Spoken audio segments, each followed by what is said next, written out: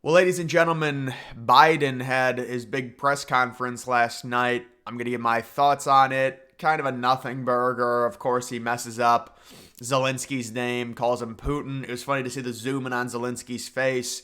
And then the other thing is with the liberal cope was that, oh, he corrected himself right away. Well, apparently it was reported that the press in the room when Biden called Zelensky Putin, the press told him, he was like screaming Zelensky, Zelensky, and then he changed it. He said, no, we need to beat Putin. I got Putin on my mind. That's what he was saying.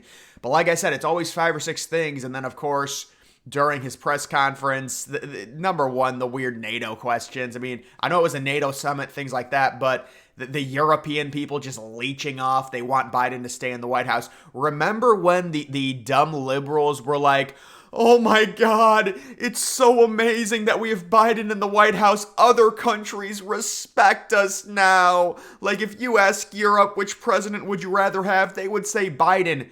Yeah, that's not a good thing because Trump's America first. That's why he called out all the NATO countries and said you need to pay 2% GDP. That was the agreement. Guys, I'm going to go over NATO and really explain it to everyone because NATO and really Europe has a lot of Americans brainwashed. And of course, Europe, they give him the question. The European journalist is like, we're so worried. If Trump takes over, he's so evil. He's going to make us pay our fair share. What are we going to do? And then, of course, it's a softball question for Biden. It takes up like half the time. The questions towards the end I thought were very bad. They were unproductive. There's so much big stuff going on with Biden and Obama now reportedly turning on him. George Clooney going to Obama saying he was going to put out this statement. And you can see this is the first thing I really wanted to talk about because obviously Biden had several different gaffes. He was referencing someone else when he was talking about commander-in-chief. Obviously that's him. And then also, the main one, calling Vice President Kamala Harris. I got like a penny in my sock. Hold on. Jesus Christ. I swear to God. Jesus. It was a dime, actually. But he was calling Vice President Harris Donald Trump. Obviously, Vice President Trump. Trump should do the T-shirts. Vice President Trump. It's just constant with him. But this was the liberal spin during the press conference. And this was not as bad as the debate. But it's the same thing with Biden. I don't know. And then here's the little spin by Rachel Maddow. Fake crying. It's ridiculous.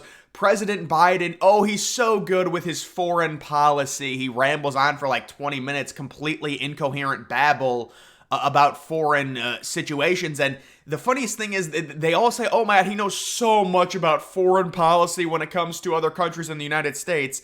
I could go to a random podcast that talks about politics, the United States, foreign policies, foreign affairs with 20,000 subscribers and get more coherent talking points about the United States standing on foreign policy than Biden. This whole idea like I'm supposed to watch Biden and get like all these number one, you can't understand him because it's the way he talks, speech patterns, his timing is so off. He either talks too fast or he talks too slow. And now he's incorporated that weird whisper, like he's whispering to Hunter Biden. Apparently that's how he whispers that to Hunter Biden at night. Like he tucks Hunter Biden in, he whispers that. He's been practicing it now. That's something apparently he did with Hunter. You guys know I'm talking about the whisper? It was like trending. It's crazy, but oh, he's so good on foreign affairs. It's just complete incoherent babble for 20 minutes. I could get better talking points on a random podcast that has 5,000 subscribers than Biden trying to tell me about foreign policy. But no, he's this historian. He's a gift from the gods. Like, look at this. He is not only strong in foreign policy, he is just fundamentally right on foreign policy in the way he talks about it. It just shows you he is a master. Oh my God, he's the Jedi on foreign policy, talking about it incoherently for 30 minutes, trying to avoid other questions, not calling on anyone that really disagrees with him, didn't call on Fox News. They had a list of people. They totally vetted it. It's all crap, but really, what does it even matter? What's the point of being outraged by it? Whether it's Biden or Kamala, neither of them are good choices. So right now they're doing their internal pollings, their internal polls. Biden versus Trump, Kamala versus Trump, and I think the verdict is going to be, it really doesn't matter. Some of the polls are probably going to have Kamala performing better than Biden. Other polls are going to have Biden performing better than Kamala, but at the end of the day, it really does not matter. Oh, here's the whisper. This is the whisper that I was talking about. It's just very strange. I am following the advice of my commander-in-chief. Yes, this is a good point. Here's the NATO stuff that I want to talk about. This is key. Robert F. Kennedy, NATO was founded as a defense alliance to protect Western Europe from the Soviet Union. Yeah, NATO was supposed to last 10, maybe 20 years because at that point, right after World War II, the Soviet Union, even though they lost a bunch of soldiers, they beat Nazi Germany. They have all those Eastern European countries. They're right on. I mean, they're basically in Europe with most of those countries on the eastern side. So the Soviet Union was a huge threat. And NATO forms like 1949, 1950. It's a different time. It's a different era. Yes, the United States was still very powerful, but when you compare when that NATO agreement, when that was agreed upon in the early 50s, the United States military budget versus all of Europe and the European Union in general, it was comparable. Sure, the United States was still very powerful, but now it's like, let's say this is the United States and European Union in 1950 when the alliance was actually made, and the whole thought of it was, this is for the Soviet Union. They've got all these countries in Eastern Europe. They're very powerful. They just beat Nazi Germany. It's important we have this to try and prevent a World War III situation. Look at what we just went through. World War I was only like 30, 40 years ago. Now we just had World War II. We had nukes dropped in this war. They were very worried. I understand. I get NATO. It was a good defense alliance. But this is the United States military budget. This is the European Union. And now this is what it is. So we would never agree right now with where we're at. We would never agree to a NATO type deal based on where our military budget is versus every country in Europe. And then on top of that, those countries don't even agree to pay the 2% of the GDP in terms of military spending. So not only are these countries basically powerless in comparison to the United States, we have all the obligation. If one of them gets attacked, we have to send most of the money because our GDP is so much bigger than all the countries in Europe. We not only have the obligation, they weren't even paying their fair share, and then they spun it and said that Trump hates NATO when he was just America first trying to get them to pay, and it somehow came back against Trump. So Kennedy is right here. It was over when the Berlin Wall fell. That was it. And the Soviet Union fell and all of that. So it should have stopped right there. But this is all European propaganda. They're little leeches to the United States, just like you got a humpback whale and you've got the bottom feeders that suck off the plankton. That's what Europe is to the United States, and now they're all socialist. It's enough of Europe. I'm sick of hearing about Europe. I'm really tired of it, and they have the NATO conference, and no, I agree. I think we need good relations with Europe, but NATO itself is not a positive military agreement for the United States. This is a very outdated alliance that the United States agreed when we were a lot less powerful. We were still very powerful, but keep in mind where the military budgets were in terms of all of Europe versus the United States. It was more comparable. Now there's no way we would do something like this. This was not a long-term, 100-year thing. Of course, Europe wants it to be because all those European countries can sit there and kind of have this false bravado because they've got the backing of the most powerful entity in the history of the world, which is the United States. So see how Europe tries to swing this with NATO? I'm just sick of hearing about it. NATO was meant to stop the Soviet Union. The Soviet Union is gone. I agree. We should have relationships with these countries. We want to have military bases. It's very important. But it should not be NATO where the obligation always falls on the United States. How is this like you look at NATO, do people not understand when you've got the pie graph of NATO and the defense spending and the United States, and there's so many countries in it, and the United States, this is the pie graph, the United States is like 72%. Is that really a good, like what? So this was, again, I'm just explaining when it was made, the history of it, and why it's just dumb at this point. And these countries, they've got the gall to get angry at Trump because we're paying for everything in NATO. And then Trump's like, maybe the countries can at least put in their 2% because they agreed upon it. And we're giving them all this military support. And if they get invaded, we've got the Article 5. We've got to go to war. It's going to start World War III. Now you've got people within NATO saying that Ukraine should join. Finland joins at some point. NATO is far too full already. It's far too full of smaller countries. We don't have any more room for any other countries joining NATO. And I'm not trying to defend Russia for their invasion of Ukraine. I think it was terrible. You can't do something like that with the nukes that we have.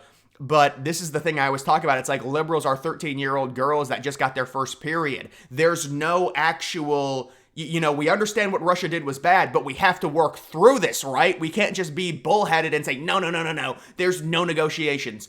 Russia is not leaving Ukraine without something. They're taking some of the regions on the eastern side. They're more powerful than Ukraine. The only reason Ukraine has better technology than Russia is because of NATO. Russia is blaming the United States because the United States is the figurehead of NATO. But the good news is there's an Atlantic Ocean separating us. I'm not going to get into this because this is a Biden thing. But that's just the point. Biden just called Kamala Harris Vice President Trump. First question. Oh, no, Biden was great again. Yeah, Biden was great. There it is right there. And then here's Biden, another mess up. I don't know what. This is their campaign tweeting about this. I think it was they were trying to control the narrative. But President Biden, ladies and gentlemen, President Putin. And when you look at Zelensky, he was like, what? But it's just a horrible mess up. Breaking U.S. intelligence officials say Russia has a plan to interfere with the 2024 election to help Donald Trump. Well, there it is, guys. Russia's going to rig it again. It's, oh my God, it's so sad. I can't believe it. Russia, the spies again. It's unfortunate. Watch Zelensky's reaction as Biden calls him Putin. He was about to walk out. He was like, Biden's approval rating, 538, under 37%, the lowest. Disapproval, plus 20.5. It's terrible. I mean, they're a fractured party. And so let me just say what I think happened with Biden last night and give a summary. If you look at some of the reaction, it seems like nobody is really changing their beliefs within the Democratic Party, meaning the people that thought he's done, they're not going to be changed by the press conference last night. The people that like Biden and think he should continue, the Biden loyalists, they're going to obviously use it and say, well, there wasn't any crazy mess ups, although there was before during the NATO summit, calling Zelensky Putin, calling Trump his vice president, referring to the commander-in-chief. Obviously he's the commander-in-chief. So there were several key mess ups. And then I just think it was a bunch of incoherent babble about NATO, and he just kind of rambled on about it. And what it was an hour long, I think. That was the total press conference. And it just shows you how failing Biden is as a president right now. He's got another thing with Lester Holt on Monday. I think he's got another press conference after that. And then Biden sits there and says, this is what he tries to use now. He says, I've done 30 events since the debate. Yeah, no shit. You were horrible at the debate. Everyone said you couldn't talk. Of course you're going to do as many events as possible to try and convince people that you're good. The reason you're doing all these events is not because you're spry and young and this amazing vessel of health. It's because you were so horrible during the debate. His campaign is telling him, dude, you have to do as many events as possible. That was embarrassing.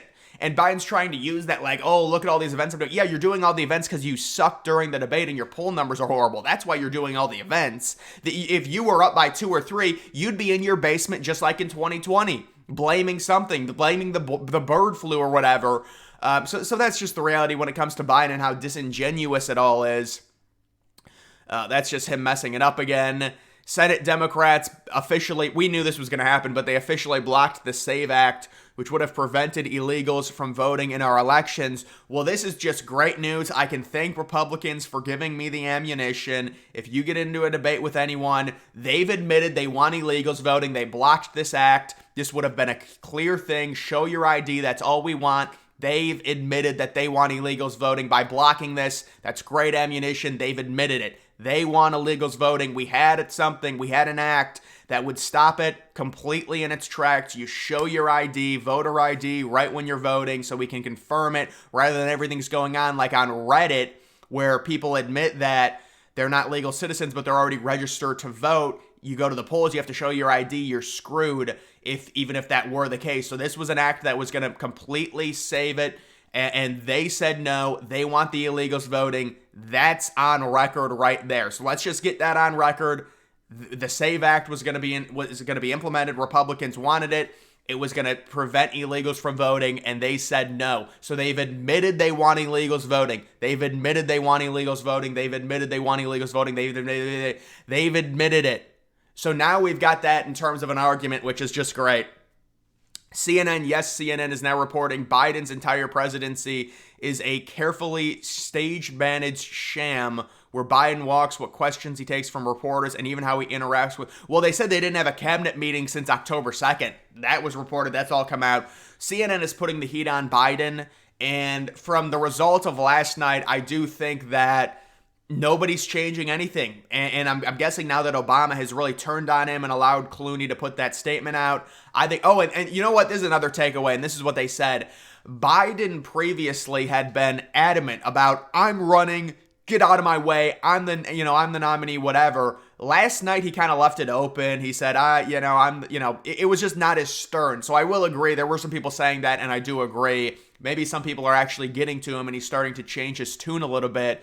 And it could be a waiting game of a week or two before he officially drops out. Or they could just stick with him. I mean, I don't know. I think they're waiting for a lot more internal polling, honestly. Like, if it comes out that Harris does way better than Biden, they're gonna force him out, let's be honest. The pressure is going to be too much. If it comes out as like, I think what's going to happen is they're going to do their internal polling, and it's going to be like even. So, I mean, what do you really do at that point? Like, some polls are going to be better for Biden, some are going to be better for Harris. The reason it's such a tough decision is because both candidates are horrible. That's the reality. But guys, that is going to do it for this video. Make sure you follow me on X. Link to that's always in the description.